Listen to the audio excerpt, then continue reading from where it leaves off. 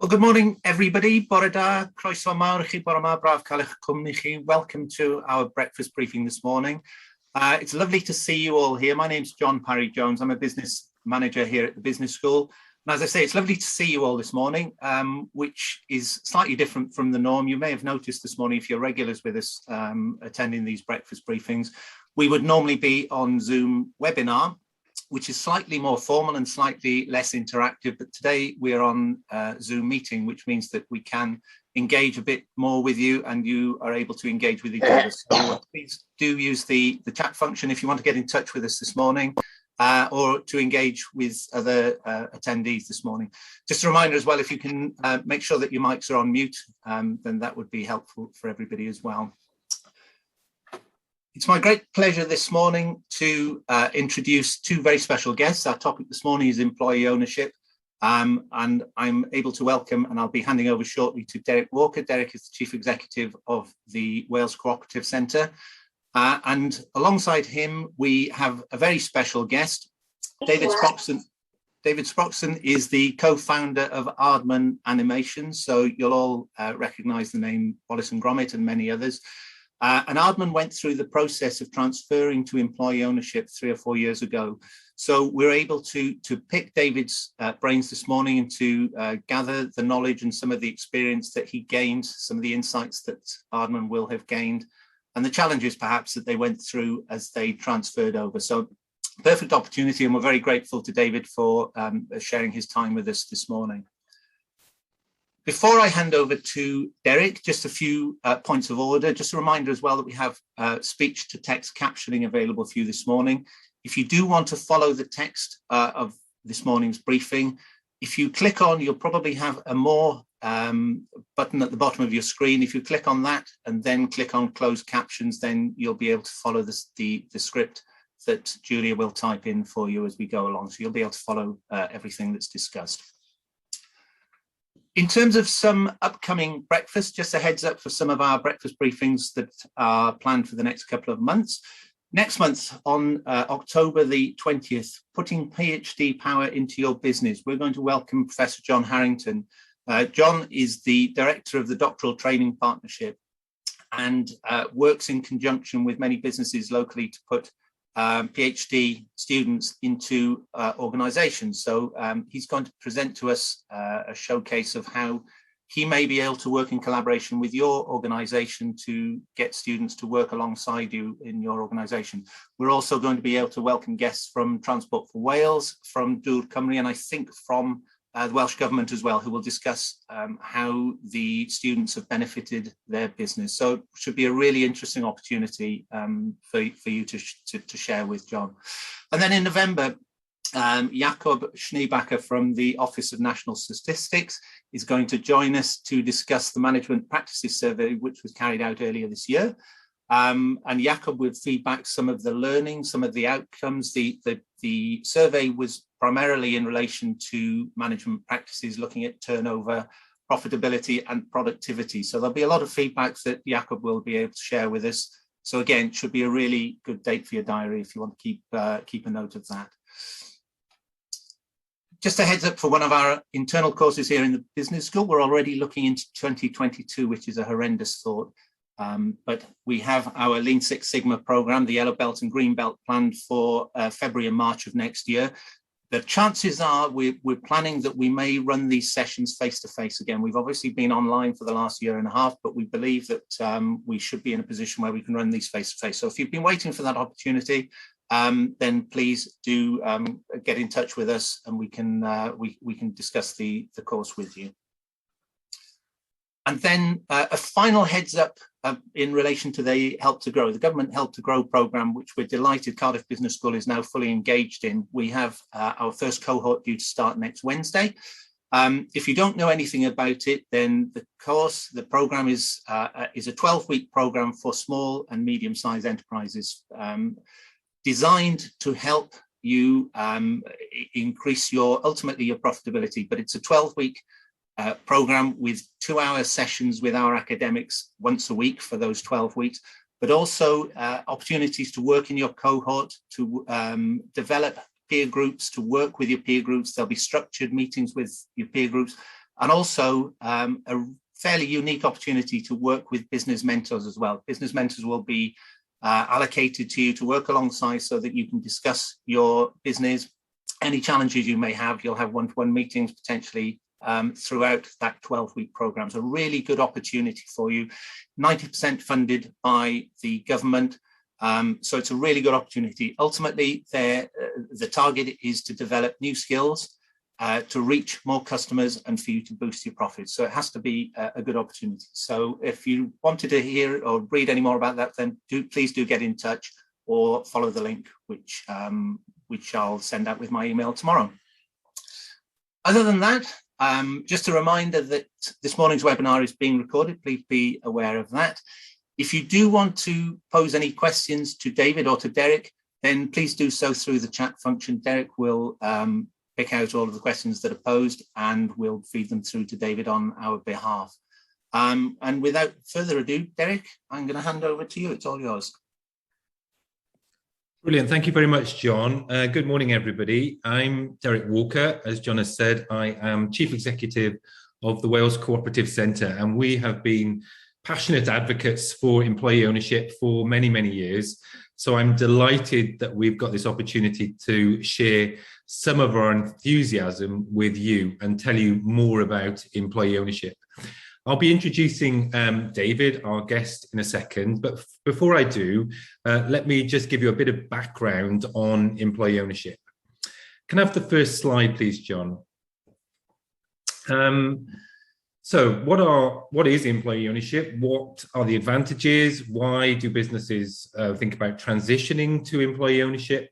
And what support is available for SMEs in Wales that are considering employee ownership? First of all, what it is. Employee ownership, as you would expect, is a business that is significant employee ownership, usually 25% or more of the business owned by its employees. That sort of goes without saying. But crucial also is the element of having a say in the business, employee engagement, not just the financial state, but having a say in how the business is run. Employees might own shares in the company directly, a direct shareholding, or they might be beneficiaries of an employee ownership trust, which holds shares on behalf of all employees, an indirect shareholding, or there could be a combination, a hybrid model of both of those methods of ownership. What is great to see is employee ownership is increasingly popular. The number of employee-owned businesses grew by 30% just in 2020, and we're expecting that to grow by a bigger amount in 2021. According to the EOA, the Employee Ownership Association, which is the umbrella body for employee-owned businesses, there has been 250 new employee-owned businesses in the 18 months up to June 2021, making a total of 730 employee-owned businesses across the UK. Most of us know John Lewis, and that's the usual example that's given when we talk about an employee-owned business, and we're now going to know more about Aardman. But there are other well-known companies that are employee-owned, and you might not know that they are employee-owned, such as Arup, Riverford Organics, Richard Sounds, and Wilkin & Sons, the makers of Tiptree preserves. In Wales, we have also seen this big increase in the number of employee-owned businesses in recent times. And we've seen companies such as Wave Hill Consulting, the TV company Cwmni Da, and Tregroes Waffles all become employee-owned businesses in recent years. So why look at employee ownership? Well, you'll see many of the reasons listed on the slide, but chief amongst those reasons is about performance. A mixture of shared ownership and employee participation is proved to deliver better business performance. One of our clients at the Wales Cooperative Centre talked about this as the whoosh effect, as employees get more engaged in the business and understand that they can take their own decisions and they can no longer tie to the original mission of the owners. It can also help with efficiencies and profit. Employees develop an owner mindset over time and think about longer term strategies for doing things differently and perhaps making efficiencies. It can help with innovation. Employees are thinking about the longer term gains. They might think about ways the business can grow in the ways that they haven't done before. And you see a greater level of risk appetite. It can also help businesses stay in the area that they exist. So for many business owners, what we've found is that they don't want their business and the jobs created by that business to be moved to another part of the country or even to another country. So it helps to lock that business in that local area. And it can help with recruitment and retention too. Increasingly, we are finding that our clients are struggling to recruit and retain good people. And so this is a way that they can help with that. So why transition to employee ownership? And there are usually 4 general reasons why a business might want to do this. The most popular reason is around business succession. So a business owner is looking to perhaps retire and they want to exit the business, and they look at the option of passing on the business to their employees as a way of exiting the business. That's probably the most common route to employee ownership. But it can also be about growth and expansion. Broader ownership, as I've mentioned earlier, can help with attracting talent and motivating colleagues. We see a number of new startup businesses that are employee owned, and we also see it in the public sector where public sector spin-outs have often been spun out into what we term public service mutuals, and in many occasions, or often, those are employee-owned businesses too. So there are several sort of reasons or routes to employee ownership, but the most common is around business succession. John, can I have the next slide, please? So the benefits from a policy perspective of employee ownership are well supported by governments across the UK, including here in Wales. And we were absolutely delighted that the new Welsh government has committed to doubling the number of employee-owned businesses in Wales in this current Senedd term. And so that is why Welsh Government provides support to us at the Wales Cooperative Centre to provide then support to SMEs that are thinking about employee ownership. And this support covers the whole life cycle of the journey, as you can see from the slide. So we have a team of specialist in-house advisors. Some of them are in the audience today. We also have a framework of experts and specialists that we call on that we can use. And the advice is the whole life cycle. So looking at the options for the business, employee ownership might not be the right option on every occasion. So we look at the options for the business owner, and then should they choose to go down an employee ownership route, we would support them on that journey. So that would be around engaging employees and directors, providing an independent valuation of the business, supporting employees who are going to take on director responsibilities under the new arrangements, supporting the transfer of shares, meeting with lenders, providing advice on tax relief and tax-free profit shares. And once the deal is sealed, and once employee ownership is in place, we continue to support the business with its new culture, its new arrangements, and perhaps networking the business with others who have gone down a similar journey and helping them to support each other. So there is good support available in Wales, and we would be delighted to work with any organisations on the call and anyone who is interested in just discussing how employee ownership might be the right option for their business. So please do get in contact. We have a website link on the screen, and if you go to that website, you'll find a lot more information about employee ownership, and you can find our contact details and just get in touch. Even if you just want to have a conversation, we'd be really pleased to support you if we can. Thank you. So that's the end of my introduction, and thank you for those slides, John. So let me now introduce David. David, as we've heard, is co-founder of Aardman Animations. Most of you will know something about Aardman, I'm sure, a multi-award-winning global entertainment studio based in Bristol. The company was founded back in 1972, and one of its first productions was Morph. I hadn't known this, but Morph, that featured on the Take Heart show back in the 70s and 80s, I remember very fondly. Since then, Aardman has grown dramatically and is well known across the world. And as John has mentioned, you know, the content of Aardman is well known to all of us. Wallace and Gromit, Shaun the Sheep, Chicken Run, many household names in film, TV, video games, attractions, and so forth have been developed by Aardman over the years. And I think I'm right in saying, and David will correct me if I've got this wrong, please correct me. The organization, the company, has won 4 Academy Awards and 14 BAFTAs. So what we're here to focus on today, though, is back in 2018, David and his co-founder, Peter Lord, announced that they were selling the company to the workforce. And so we're here to talk about that and learn a bit more. So good morning, David. How are you? And thank you for joining us. Very well, Derek. Thank you very much. And a very good introduction. You hit all the main points there. So that's great. Great. Well, thank you. That's good that I've got that right.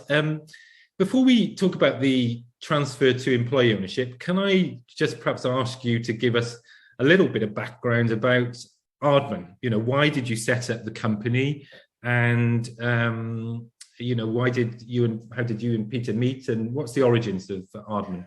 Well, it was basically a hobby. Actually, oddly enough, both our fathers were in the BBC. Pete's father was in the sales side. My father was a producer in religious programs and a keen amateur photographer. And we had a 16mm cine camera.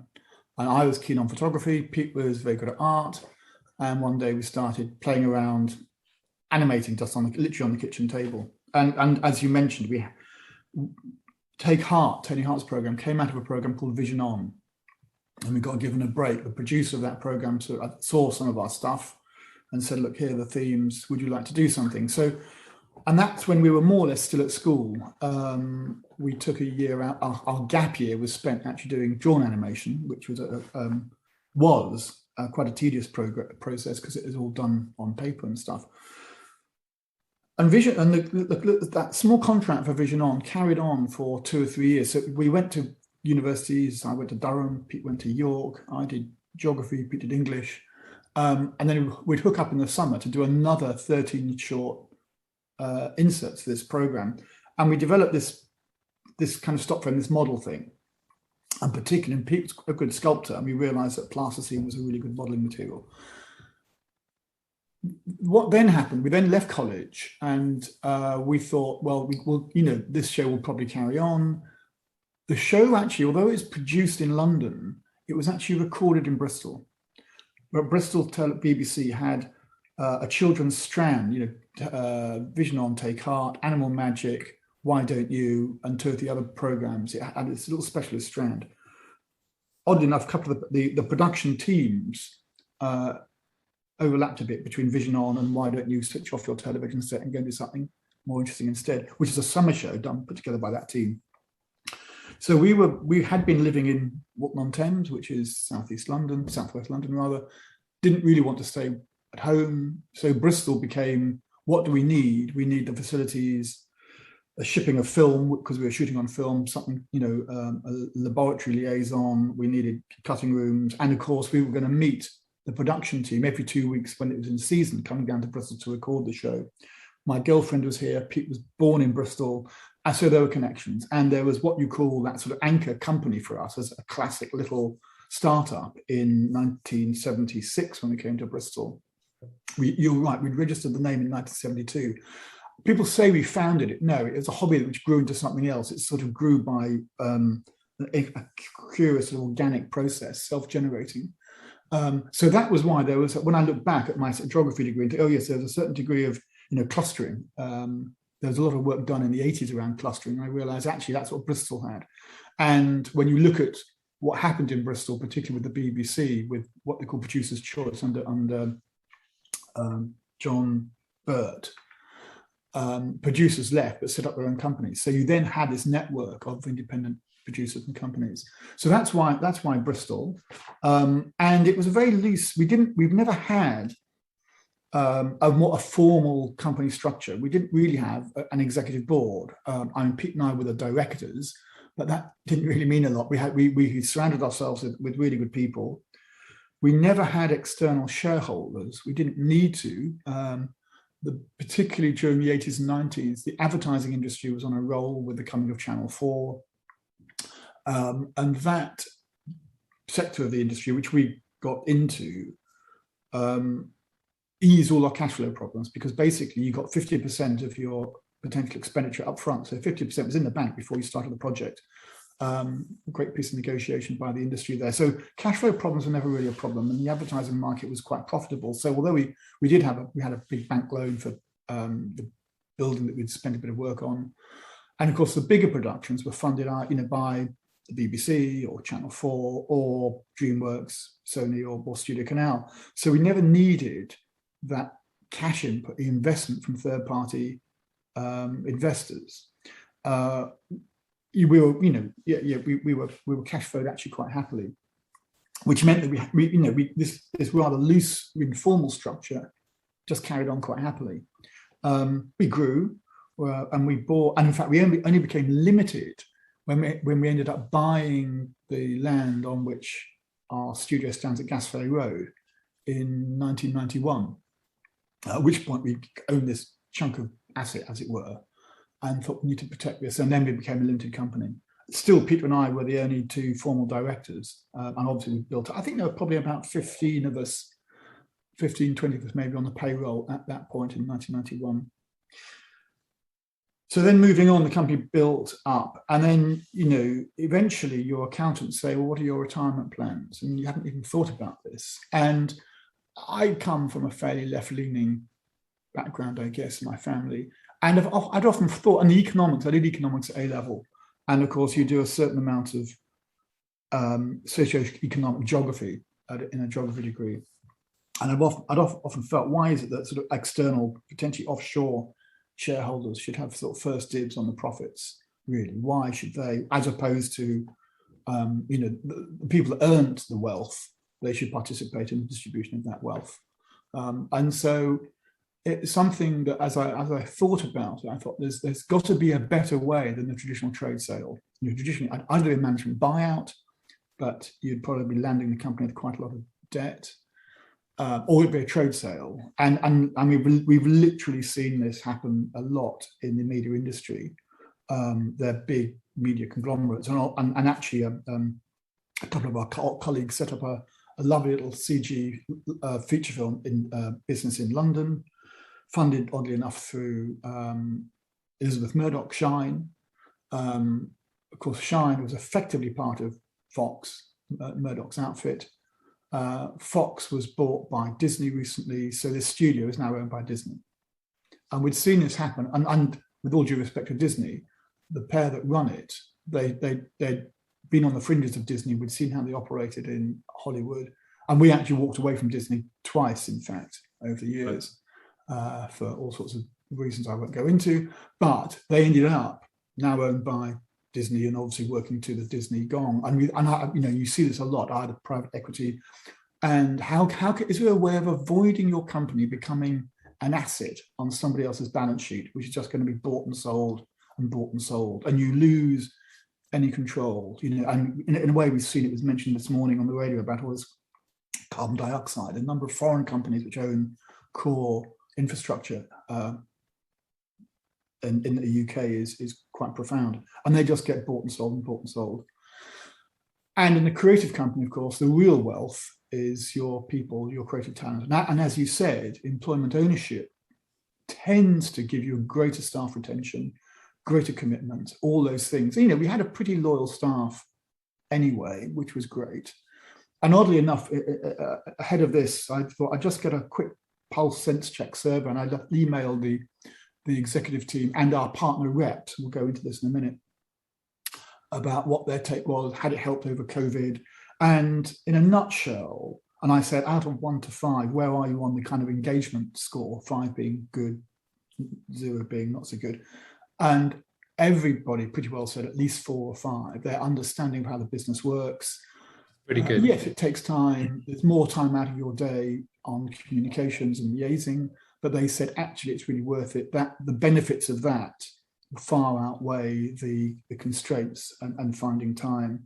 So we're now almost 3 years in. So we did the transition in November 2018. It'll come up early November in a couple of months' time. So almost 3 years in. The last year has been odd in many ways, but the number of them said that the fact that we'd put in place, in a way, more communication channels really helped us get over and solve the issues around COVID, because they were already in place, rather than having to build them from scratch very, very quickly to find out where people were, particularly as everybody was at home. David, can I just, but that's great background, and that's very interesting what you say about the resilience of employee-owned businesses when the pandemic hit. Can I just take you back? So when you were taking the decision about employee ownership, what were the key factors in driving that for you? You've mentioned a bit of that. Did your employees take a bit of convincing, or were they on board from the beginning? And how did this come across your agenda? One of the issues that we have is raising awareness about the employee ownership model. That's why events like this are so great. So I've got a potted history. So this stuff sort of rattles around a little bit at the back of your brain. You think at some point in the future, this is going. We need to find out how Pete and I are going to get out of this. And I went to a talk by David Erdl, Beyond the Corporation. He had published his book Beyond the Corporation. It's called, in 2011. And I sat through this and I thought, this is a really interesting story he's telling here. He had inherited his family paper mill, I think up in Dundee, I think it was. And his take was, why are all these people on the shop floor working so hard to make me richer? They ought to be gaining from this. And he had gone through the same story with quite a big heritage of industry there. And there was another colleague of mine, Alistair Sorday, actually, Sorday Publishing, who also took his company into employee ownership. And we were both inspired by this talk, and it's worth reading that book. So that triggered, let's think a bit more about this. I then had some conversations with the then chief exec of the Employee Ownership Association, and Ian Haskell. And then I talked to Pete around about 2013. I think I was thinking ahead about what will happen in years' time, and what's the track that you need to lay, and how do you prepare people. And then I started going to the regional EOA meetings. Every region they used to be quarterly. I guess they'll be coming back into physical meetings. So they're really helpful, because there are people there that are thinking about it, people there that have gone through it, people that are quite well established employee owner companies. And you've got experts in the industry like yourself talking at these things. And then I went to the Employee Ownership Association conference, which again is November, I think, which was really, really helpful. And then we started to lay it out, and we have a sort of an annual, you'd call it an AGM, but actually it's kind of an away day for everybody, where we show what we've done over the year. Each department talks, and then at the end there's a kind of Q&A for Pete and me. They can ask us anything kind of session. And they said, well, Dave and Pete, what's going to happen when you leave? And I said, well, we are thinking about this, and we are planning an idea around this employee ownership thing. So we started to lay a bit of track, and obviously they were intrigued. The staff hadn't done the depth of research that I had done. And then you start sort of beginning to lay it out. And then we actually engaged Gadd Associates, Jamie Gadd, as our guru, expert, and who guided us through. And I think, where are we? Yes, we engaged Jeremy in October 2016, and started to lay out a plan. We gave ourselves a year, which really started in August 2017. We gave ourselves a year to put everything into place, and which is about the right length of time for a company of our size. We had a permanent payroll of about 120 on the payroll. At that time, there were probably about 300. I don't know, turnover was probably maybe 20 million, something like that, 20, 25 million. And there's quite a lot of stuff to lay out. So we ended up with this big spreadsheet, and it's a big shopping list, and you just start to work through it a bit, and you drive a timeline, and then you start to engage lawyers, because we had a lot of subsidiary rights holding companies which had to be wrapped up.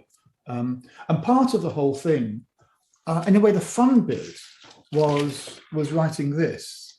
Great. And the key bit of it is this, the guiding principles. So this book, which is sort of in a way a mini Bible, it's got sort of statements by Pete and me, what we call the legacy documents. In other words, the way in which we would like the company to be run, what its value systems are, how we got to where we were, what the spirit of the company is. And then you've got, the guiding principles, and these are the sort of the bigger things, core philosophy, the vision statements, purpose statements, and what those mean, and how you interpret those. And working relationships, the thing about working relationships. So that's sort of, oddly enough, every company should do that anyway. A lot of companies don't. Well, what are we here for? What's our purpose? What's it all about? And how do we want to work? How do we want to relate to each other? And how do we want to relate to our outside clients? What is the underlying philosophy? And then it goes into how it works, how EO works. And this is really the more formal framework. Was that developed with your employees, David, or was that just done by you and Peter? Is that pre? We had a small. We had a small. I wrote. Pete and I wrote most of this, to be honest. Pete wrote his piece.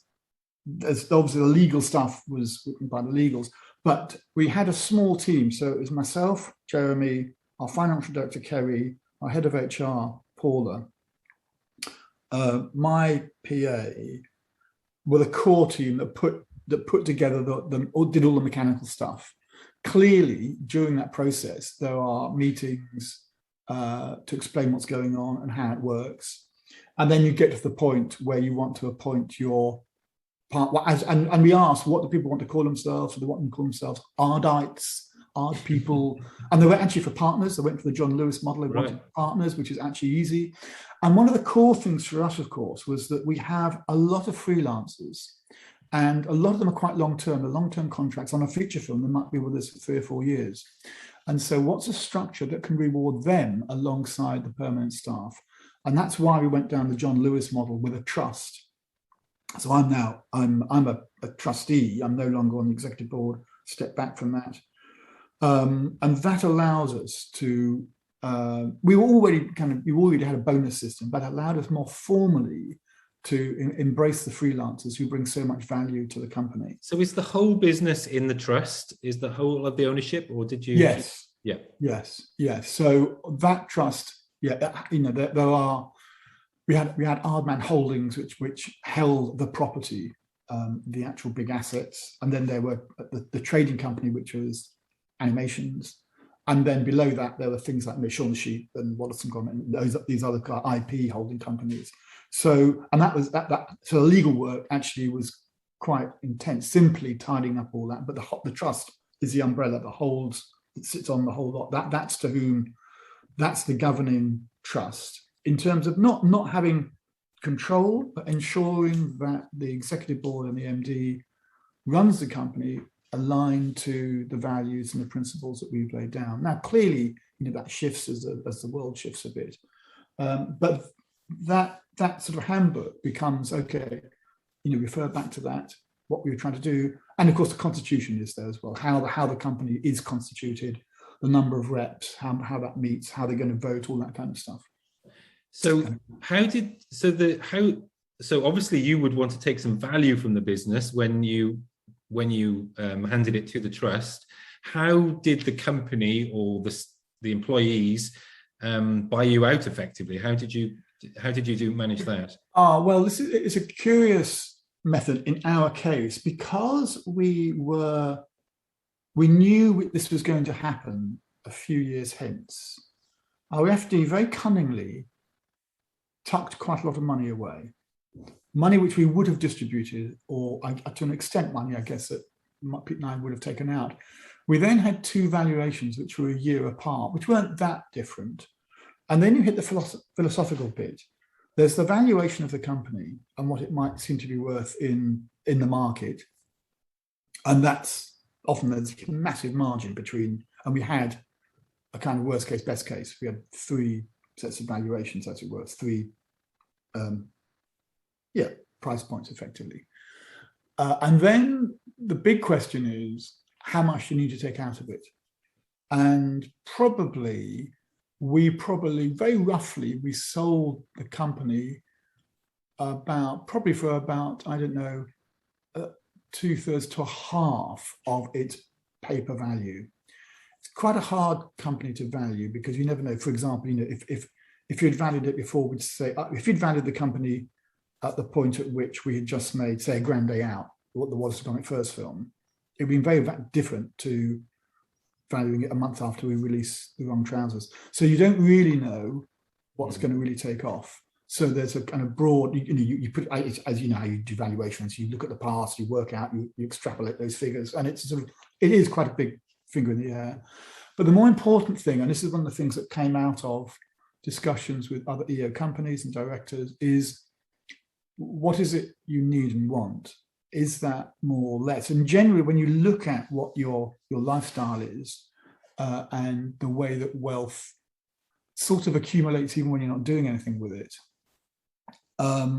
we thought, actually, that'll be enough. Thank you very much. That's fine. And actually, so it's a curious thing. We did it. It's a slightly odd way we did it, because one of my concerns was, I don't want to leave the company with a lot of debt. I don't want, like a management buyout. The executive board that we formed probably would have had to, remortgage their houses and all that kind of stuff. And you don't want to put that stress on them. And the industry does go up and down quite a lot. So how can you do this without stressing the company financially?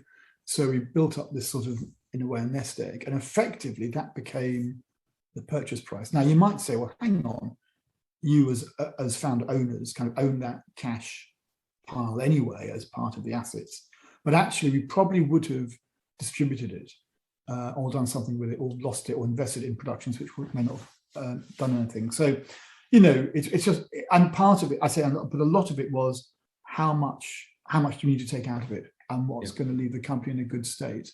So there were wider considerations for you other than And when you look at the alternatives, like being taken over by a private equity company, they would have said, we'll have that. And to your point, with us in particular, they'd said, actually, we're going to take these characters, more Shaun the Sheep, Wallace and Gromit, we're going to do them in CG, and we're going to make it all in Singapore, where we can do it much more cost effectively. So what you mentioned about retaining the skill base and retaining the location and everything that adds to Bristol. Yes. And the community here was really quite important to us as well. We could have taken a lot more cash out of it had we done a regular trade sale, but the company probably, certainly within 5 years, probably wouldn't have been Aardman. It would have been probably gone through 2 or 3 people's hands, and probably a subset of Disney or Warner's or something like that, I suspect.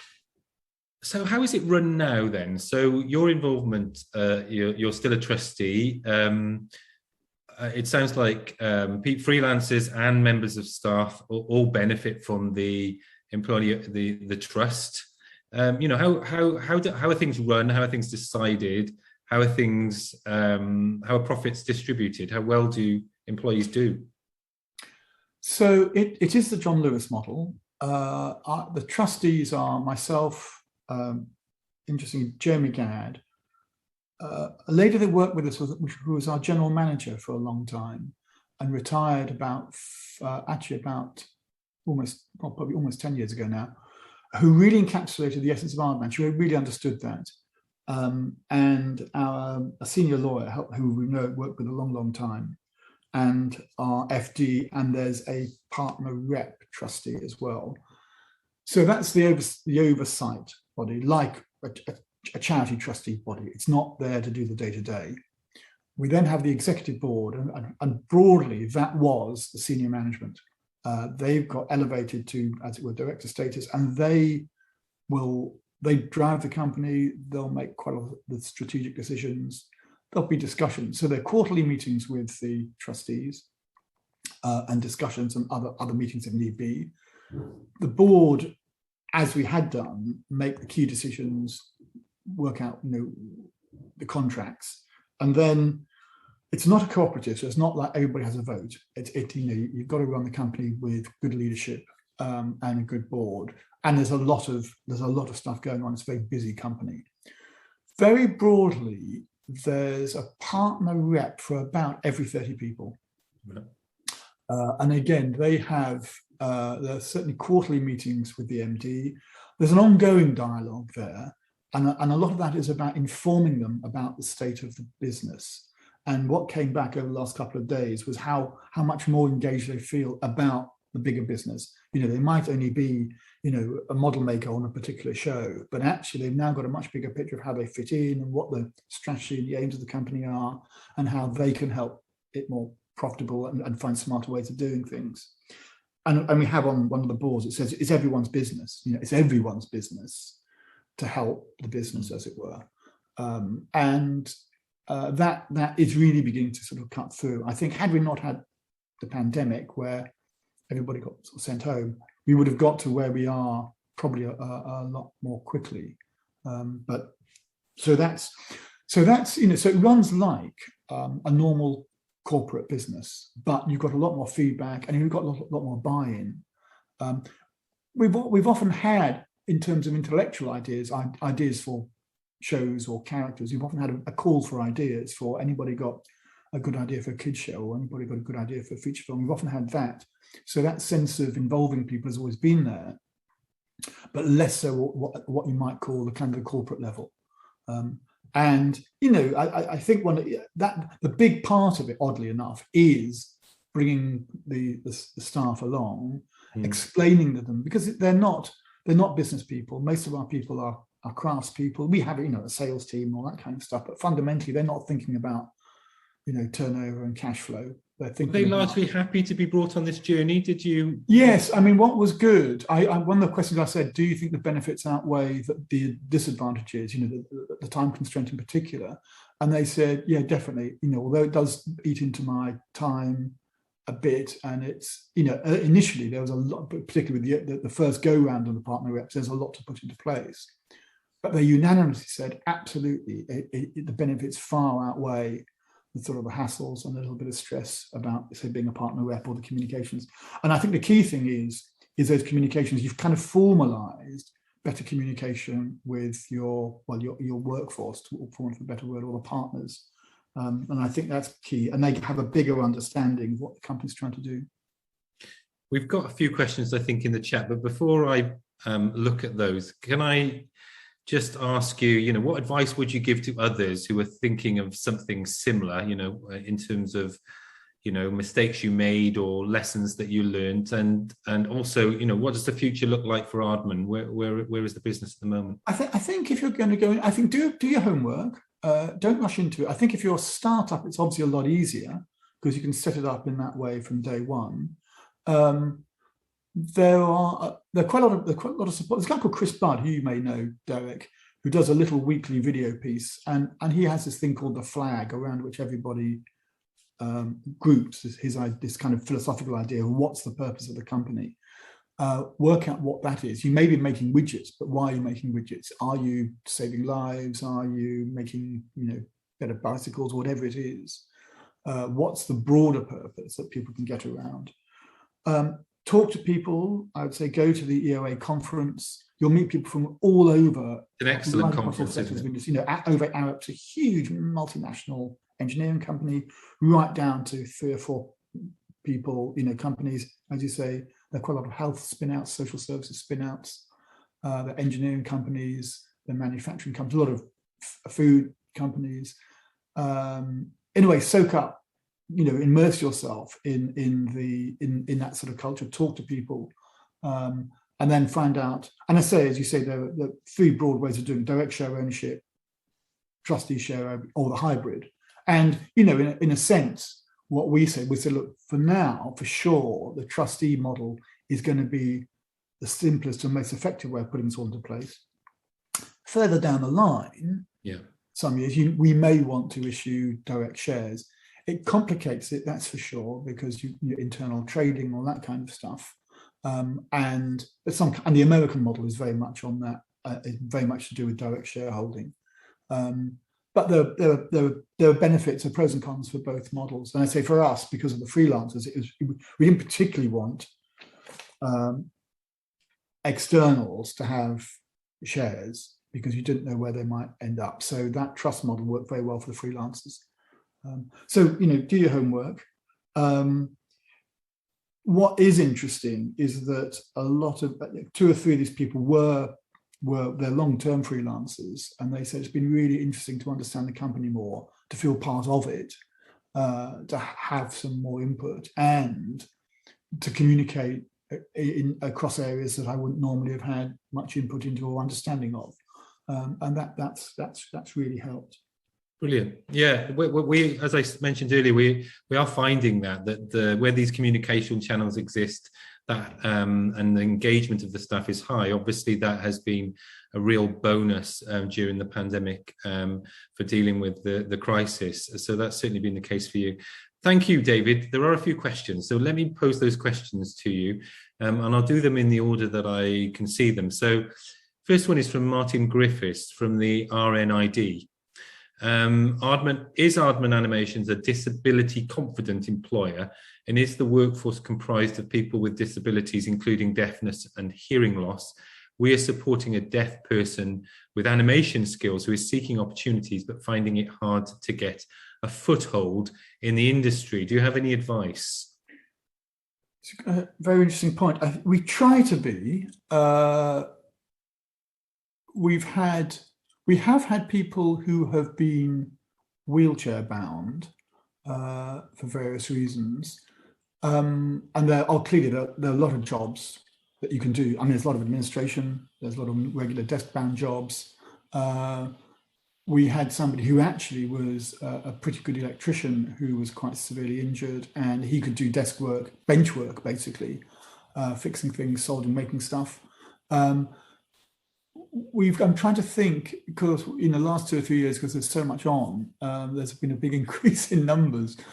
I don't think we've had anybody who was profoundly deaf on the books, but we would like, there's a big push on the whole diversity agenda at the moment. So it'd be very interesting to talk to them about how we might help that, and the equivalent bodies in Bristol.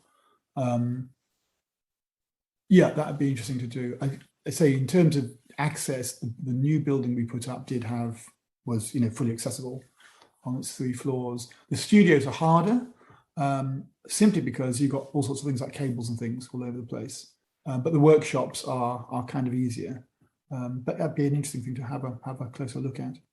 Oh, great. Okay, well, maybe Martin, if you could perhaps drop David an email.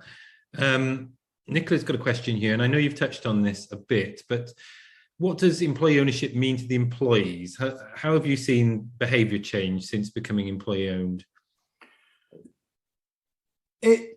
Yes, I say generally we were probably about sort of 60-70% there anyway, in terms of the spirit of the place and the collaboration. Filmmaking is a very collaborative occupation. As ever, you get cohorts where you get a number of people who said, I just want to do my job 9 to 5 and go home. And gradually those sorts of people become more involved.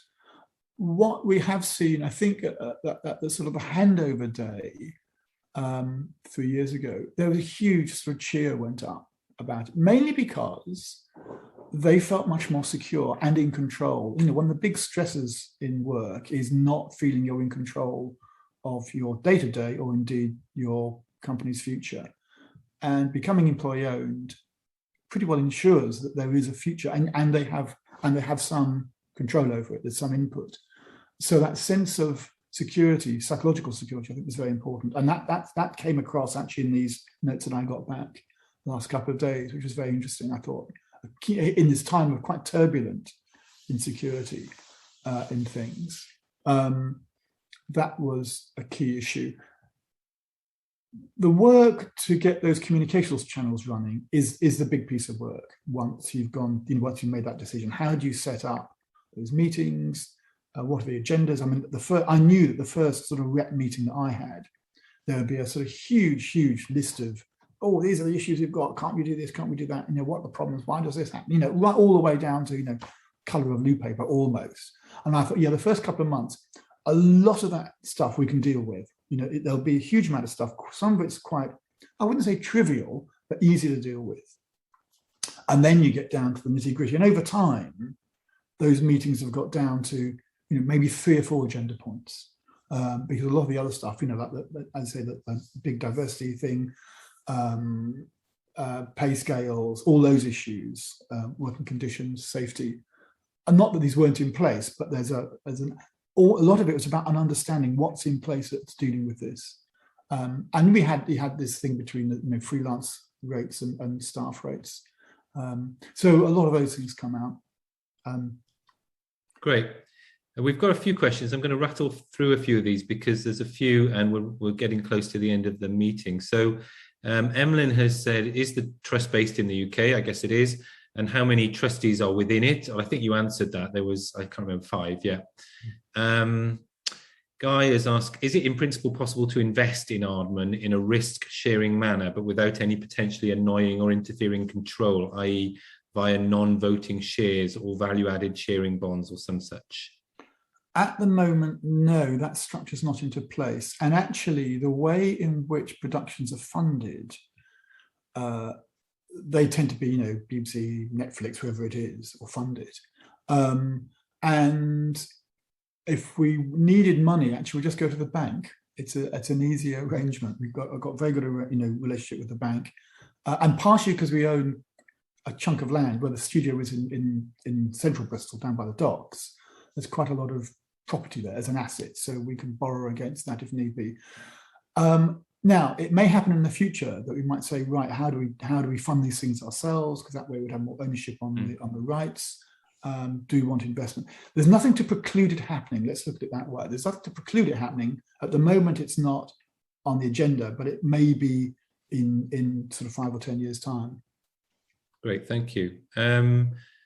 Jonathan, I think your question's been answered. I'd like to hear more about the funding of the purchase by the employees. Well, you've said money was put aside, and I think that's quite unusual to happen. And generally, it is quite an unusual thing. Yeah. Generally, you'd have borrowed it from the bank. Yeah. You would raise it that way, and often you would spread it out. There's a lovely story, lovely little company called Union Industries up in Leeds who make very smart seals for refrigerated warehouses and stuff like that.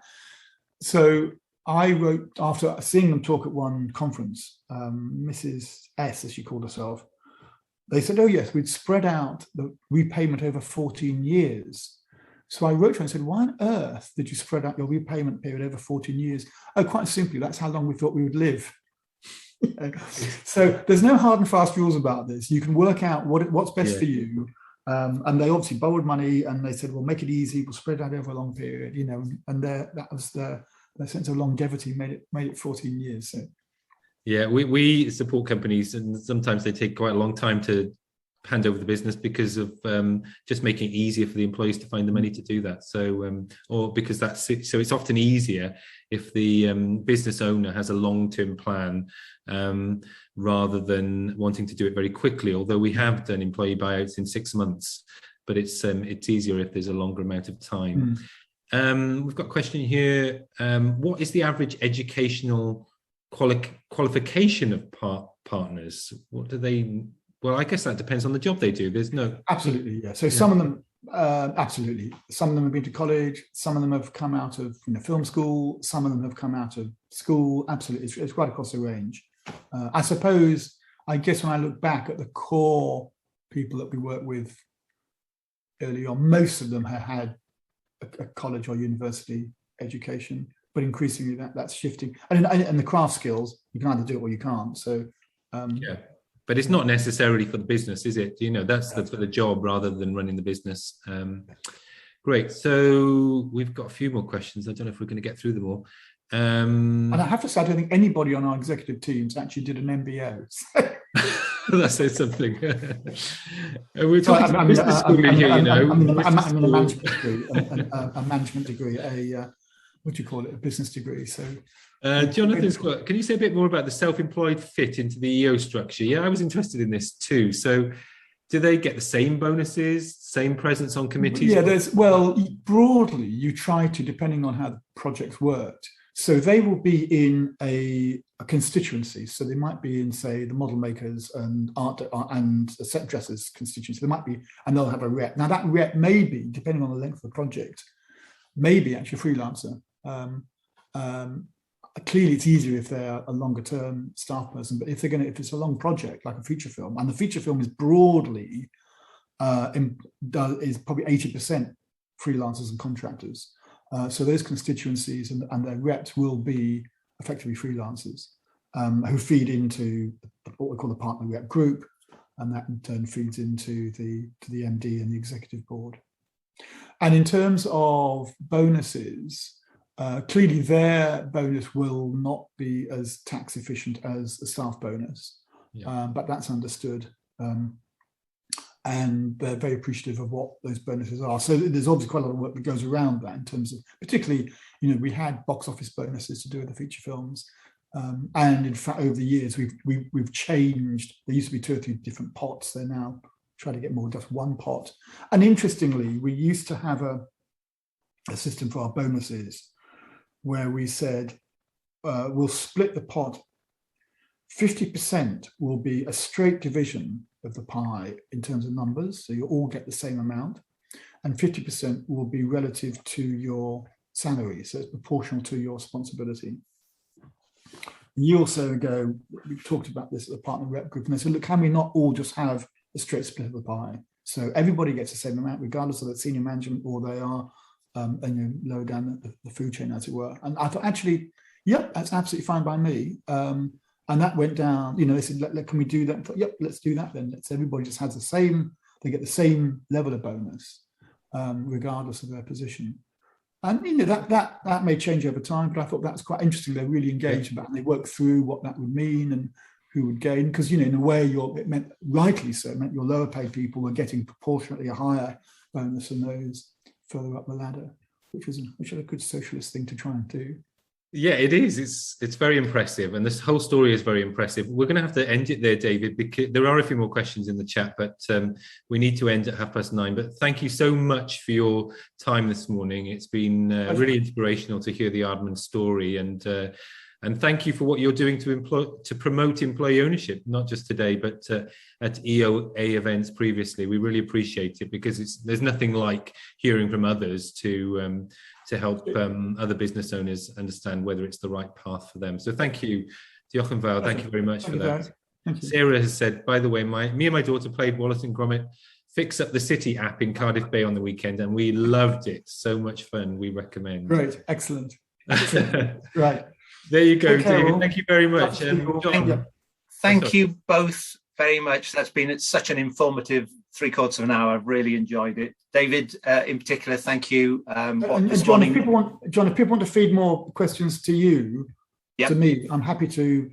Brilliant. Via email over the next few days if need be. Perfect. I was going to sort of reach out to you to see whether or not there are a few questions that we haven't managed to get round to this morning. Same applies to you, Derek. I'm sure if there's anyone who has any specific questions, I know the team have been sharing their email addresses on the chat function, but if anybody does have any further questions for David or for Derek, then that would be great. Just send them through to me and I can forward them on. So David, thank you so much. Really important topic and so useful to be able to have somebody who could share their experience in such detail with us. It's been really informative. So thank you both. And thank you to those of you who've been with us this morning as well, who joined us this morning. Diolch yn fawr iawn I chi. Gobeithio yn fawr fyddwn eich gweld chi eto cyn bo hir. Our next breakfast briefing is due on the 20th of October, on that Wednesday.